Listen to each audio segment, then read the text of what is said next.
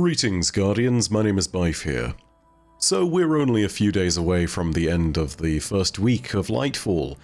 That means my spoiler policy is going to get lifted in just a little bit. As a reminder, I don't put spoilers in the titles of my videos and I don't use images that could be easily considered spoilers within the images on my thumbnails, so for the most part I'm doing what I can to give you all fair spoiler warnings and to make sure that if you are watching my content you're not getting spoiled out there on the internet. However, as is my policy, I only do that for the first week. Raid stuff this time, seeing as it corresponds with things, I'm only going to be having that spoiler policy in place for the first 48 hours, aka when contest is over, you're gonna start seeing more stuff from me that is containing spoilers.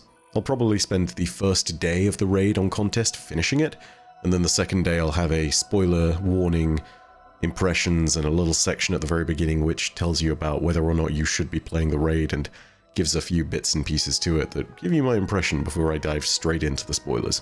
The point is, all of that's getting lifted, so if you still haven't finished the campaign, this is your fair warning. Please get it done.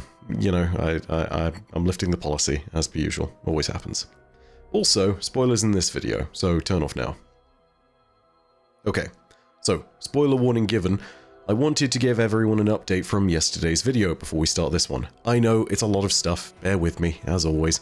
I understand, 2 minutes of rambling, not what you guys want, but I thought it was really important to mention that Saturn 6 was confirmed by practically everyone helpfully in the comments to be Titan and not Enceladus, so we can rest easy and I can send that spectre of a past mistake back into the void. With all of that said, today's video is going to be covering a returning character that's been teased a bunch, and that clearly has something more to say. That character is Asher Mir, and you know, I have no idea how I'm going to display all of this in the thumbnail without giving spoilers, but that's my problem, not...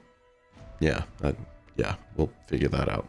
Anyway, this is all worth talking about, so yeah, we'll see what's happening now with the mad scientist himself, but for those of you who've missed it, first of all, let's refresh everybody on Asher Mir's story. For those of you that don't know who Asher Mir is, he is a Gensym Scribe warlock that we met back on Io in Destiny 2 Vanilla, where he and his ghost had previously been defeated by a Vex mind called Brachion. They resided within a structure created by the Vex on Io called the Pyramidion, and in one of the strikes, we went and found said Genesis mind Brachion and killed him as a means of avenging Asher Mir. The Pyramidion was a massive Vex structure which Asher speculated to be a space that was constructed by Vex across many worlds, but which had one common interior. In other words, you could enter the Pyramidion of Io or of Mars and you'd always step into the same place. Vex tech is weird like that, of course.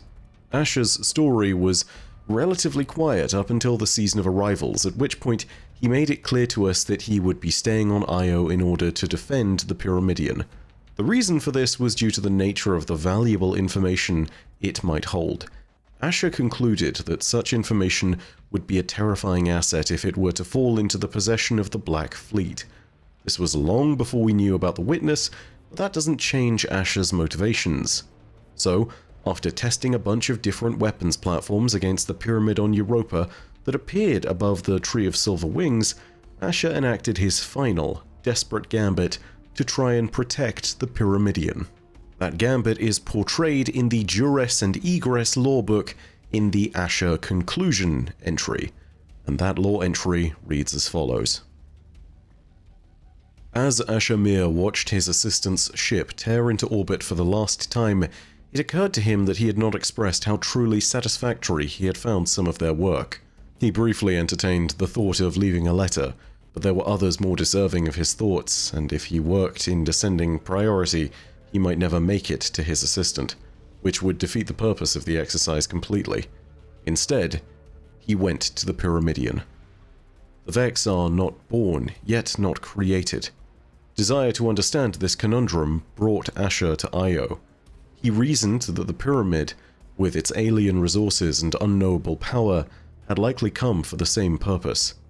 The dark ship sought to take the secrets of the Vexfair itself, but Asher Mir had already staked his claim, and he was prepared to defend it. He soon stood at the gate of the Pyramidion. The Vex security responded as he knew they would. and he was prepared. He piled their broken corpses on plates and continued inside. He destroyed the first 100 Vex, then the second. A Minotaur roared into being before him, and he crushed its Radiolarian core in his metal fist. He climbed forward over their clawing limbs. He slipped in the cooling roux of their dead fluid. Asher swallowed a mouthful of blood and kept moving.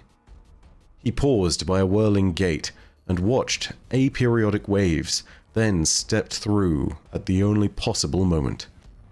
He walked steadily through laser grids that seemed to bend around him.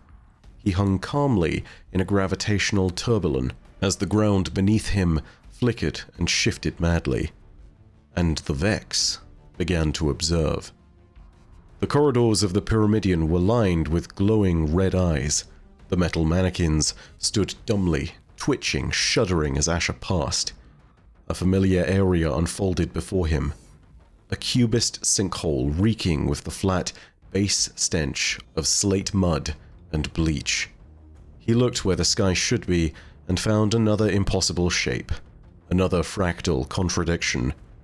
Far above him, placid in its Penrose vortex, the vast Radiolarian lake lapped gently at the metallic shores. The man reached up to the lake with his metal arm. He then reached with his arm of flesh. He reached with both, and he brought the lake down. To be really clear, Asher Mir chose to merge himself with the Vex and be consumed by them. It's presumed, given that the Vex eventually acquiesced to this action, that the Vex and Asher Mir have entered a sort of unspoken agreement. Asher would defend the secrets of the Vex from the Black Fleet and prevent them from falling into the hands of the Witness. The Vex, in turn, would allow him to persist in their network, and thus they would stand a greater chance of survival. This is not some agreement that was negotiated, but it was probably calculated by the Vex. They would have understood that a Guardian is a paracausal force, and just as they opened the doors to the Vault of Glass for us long ago when the Taken were invading them there, it's likely that they saw Asher, understood his intent, and realized that it improved their odds of survival against the Witness. Hence why Asher was able to, after destroying the first few hundred Vex, make it through peacefully and pass by them in a way that would allow him to be unharmed from that moment onwards. Years later in the season of the Splicer, we saw a little evidence that pointed to the idea that Asher Mir was maybe not alive and well in the sense that we knew, but very much still persisting within the Vex network, and was trying to reach out to us in any way that he could. During the final mission of the season, where the Vex and Taken were assaulting the Lost City through the portal that Lakshmi II created in the Botsa district, we could actually find a blue-eyed harpy off to the side of the map, on a roof. This blue-eyed harpy was not engaging us in combat like all the other Vex units there. Instead, it was beeping, communicating to us, and it's interesting that it was blue-eyed as well because generally, these Vex with blue eyes are rare. They're seen as capable of some kind of friendly interaction, and they have a strange influence within the Vex network that implies some kind of human interaction, or at very least, something that isn't based on a pure Vex. Asher's presence in such a harpy was assumed, but probably confirmed, by the Morse code that it was beeping at us, which would be translated by the community to spell out the word assistant, which is what Asher would always call us. So clearly, he's been watching us whenever we get close to the Vex network, and in Lightfall, it's no different. Thanks to the new partition missions, we actually get a look inside the network again, and we can actually find Asher Mir as a hologram within the network. Also, whilst it's possible that this next line of dialogue that I'm going to show you is more Nezarec nonsense in the background of the Vex network, I can't help but feel like this line has to do with Asher as well. Take a listen. That's odd. The VexNet feels different here somehow. Like it's impatient? Impatience was most definitely one of Asher Mir's character traits, so it would make sense that this is reflected within the network around. So yeah, Ashamir here is trying to get our attention. He is shocked at us, he occasionally facepalms, sometimes he puts both his hands up. But what is he trying to actually say? Well, there is a sparrow that was released in the season that might actually tell us a little bit more. This is the Inside Line seasonal sparrow from the Season of Defiance, and its lore reads as follows.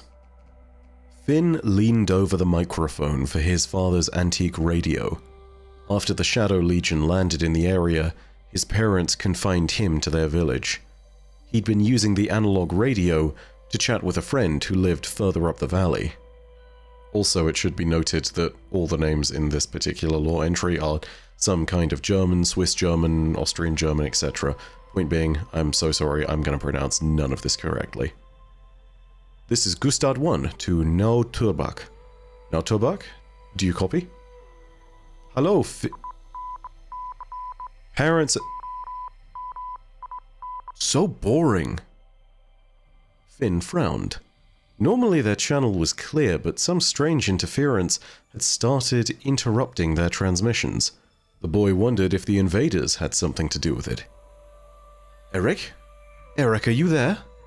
Finn fiddled with the dial in an attempt to clarify the signal. Ja, Hunga. I can barely... What do you... Datic? Eric, can you hear me? Useless piece of junk. Finn shoved his chair back from the table in frustration. He swatted at one of the many paper cranes hanging from the ceiling of his room. Man, Anything. Let's try... Who later... The radio transitioned to smooth static. Eric had signed off. Finn let loose a long, groaning sigh. Why, he lamented, did nothing interesting ever happen in this tiny, stupid, boring village? Okay, so from simply reading that radio section, it's obvious that the signal was being interrupted by a bunch of Morse code, which Ashamir used to communicate with us previously. So what does the Morse code say? Well, if you translate it, you get words on the screen that read directly, "Still alive, inside network, idiot kids." It's hard to think of what other character that would fit based on the tone and method of communication. Morse code is one thing, the fact that he then clearly makes commentary on the idiot kids who happen to be sharing his radio transmission, it's pretty obvious that it seems like Asher. Now keep in mind, it might not be, there is an outside chance that this is someone else. After all, there are plenty of other characters stuck inside the Vex network. There are several hundred copies of the Ishtar researchers, probably a few notable guardians like Kabir and Pradith, but honestly, there's no denying that this fits Ashamir best of all. So, Bungie is subtly letting us know that, yes, our least lovable, crackpot angry warlock scientist is still kicking in the heart of the Vex network in one way or another. With all that being said though, we don't know what he is trying to communicate to us other than the fact that he's still alive. So, yeah, send more pertinent information soon, Asher. Idiot scientist, I don't know. Anyway, really quickly before we round out this video, let's go ahead and do a quick Whisper Watch, or Nezarec news for all of those who are in the know. This will actually just become a big video the moment that the spoilers embargo drops next week. I'm gonna sit there and actually make this a proper thing. So yeah, recently we were able to get a bunch of additional Nezarec dialogue from Partition. Thanks again to Destiny Lore Vault for being the absolute goats when it comes to this. There's a ton of clips added to their archives recently, and the ones from Partition are devilishly hard in particular to acquire because you can only play it once, which means you gotta get friends in there and then play it with them alongside and get no loot aside from the lore. So yeah, if nothing else, go give Destiny Lore Vault a hand for the fact that they are dedicated to their craft. Anyway, here are 3 clips I want to play for you, and a 4th that I'm going to discuss after.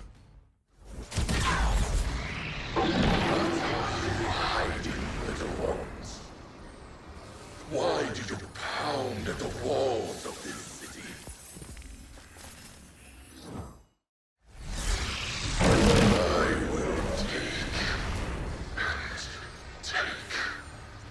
take from you.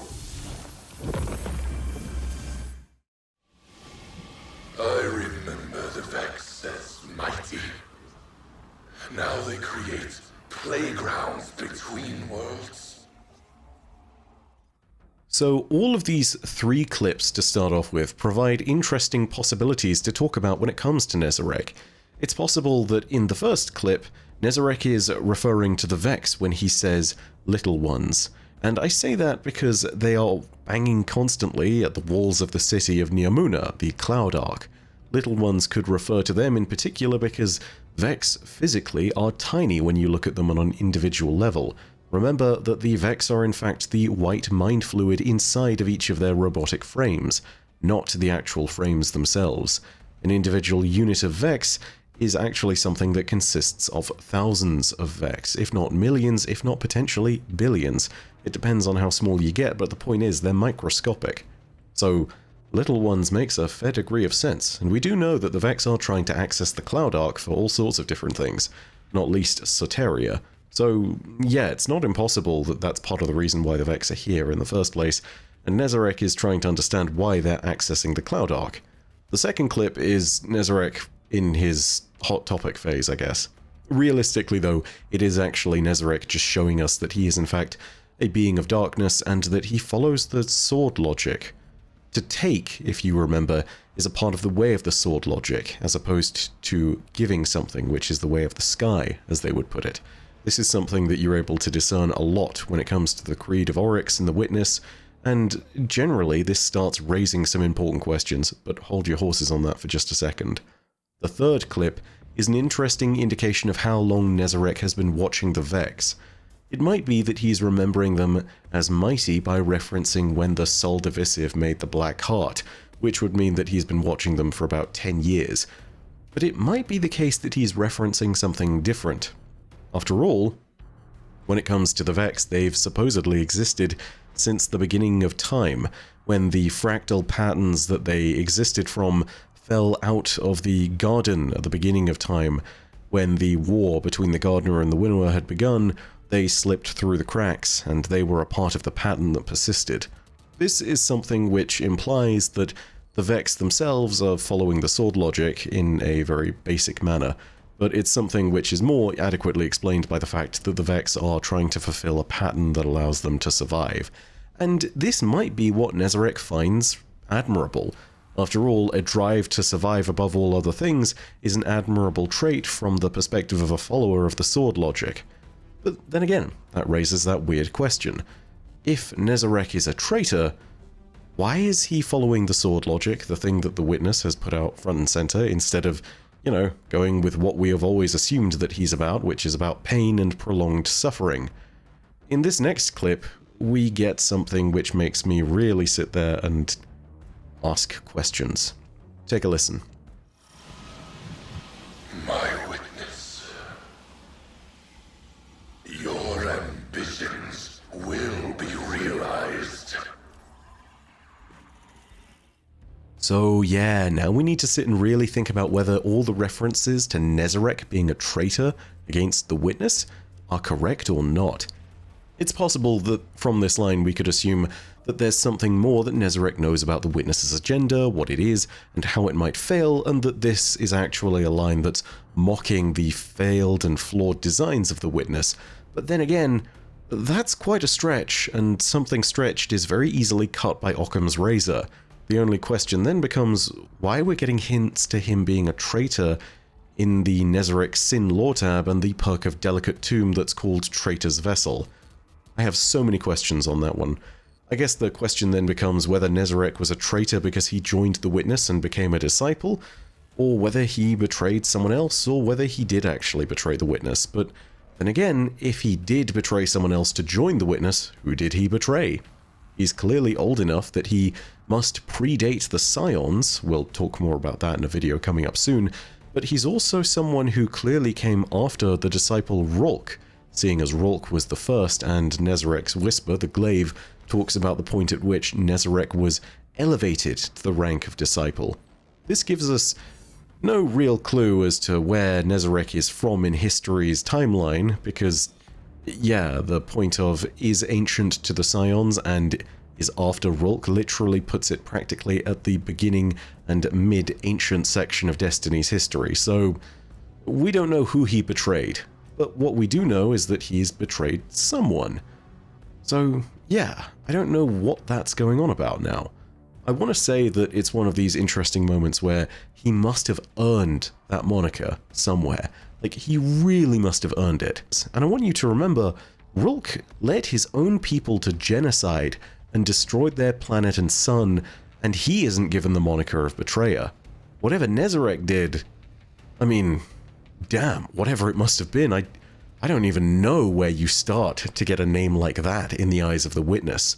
So, yeah, all of this is to say that there are even more questions about Nezarec that we have now, and there are some things that I really wish we could explain, but if Nezarec is going to be front and center in the raid, which seems more likely by the day, we will probably get more answers there. Inevitably, we will find more about this god of pain and terror and chaos later on down the line. But in the meantime, if you did enjoy the video, go ahead and leave a like. If you want more Destiny lore content, go ahead and hit subscribe. Thank you again for the huge influx of people. In the last month, we've got something like 20,000 extra subscribers.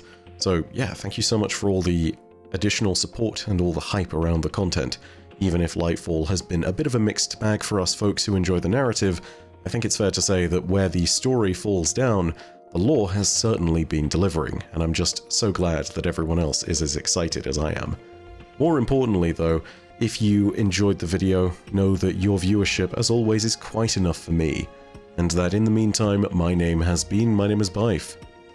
Rhodacia ad Astra. I'll see you Starside.